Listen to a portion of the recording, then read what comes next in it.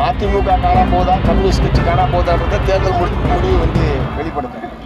அதிமுக காணா போதா, கம்யூனிஸ்ட் கட்சி காணா போதான்றதை தேர்தல் முடிவு வந்து வெளிப்படுத்தும். ஐயோ, இவரா பயங்கரமான ஆளாச்சே என அதிமுக தொண்டர்கள் அதிர்ந்தே போய்விட்டார்கள்.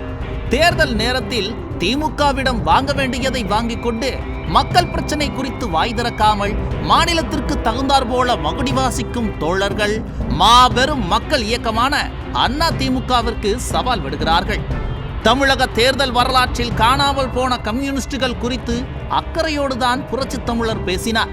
தீய சக்தி திமுக செய்யும் குற்றங்களுக்கெல்லாம் நீங்கள் ஏன் பலிகடா ஆகிறீர்கள் என்றுதானே கேள்வி எழுப்பினார். ஓனருக்கு விசுவாசமாக இருக்கும் இவரோ தன்னிலை உணராது அதிமுகவிற்கு சவால் விடுகிறார்.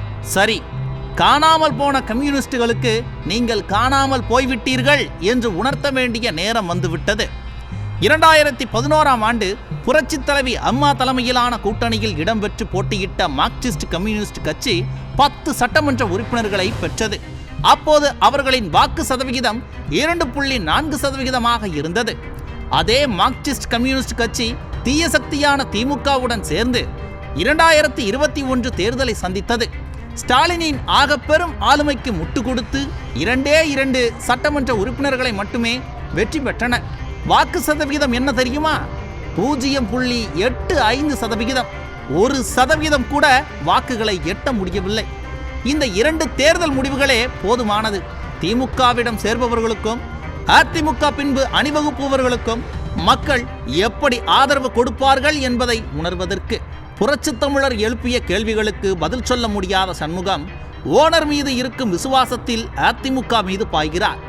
மக்களுக்காக பேசுங்கள், மக்களுக்காக போராடுங்கள், விலைவாசி உயர்வை கண்டியுங்கள் என்றுதானே எடப்பாடியார் சொன்னார். இதையெல்லாம் செய்யத்தானே சிகப்பு துண்டை தோளில் போட்டுள்ளீர்கள். இல்லை, கருணாநிதி வாரிசுகளுக்கு சிகப்பு கம்பளம் விரிக்கத்தான் தோளில் சிகப்பு துண்டுடன் அலைகிறீர்களா? 1977 முதல் இன்னும் எத்தனை தேர்தல் முடிவுகளை சொல்ல வேண்டும்? திமுகவுடன் சேர்ந்ததால் கம்யூனிஸ்டுகள் காணாமல் போய்விட்டார்கள் என்பதே உண்மை.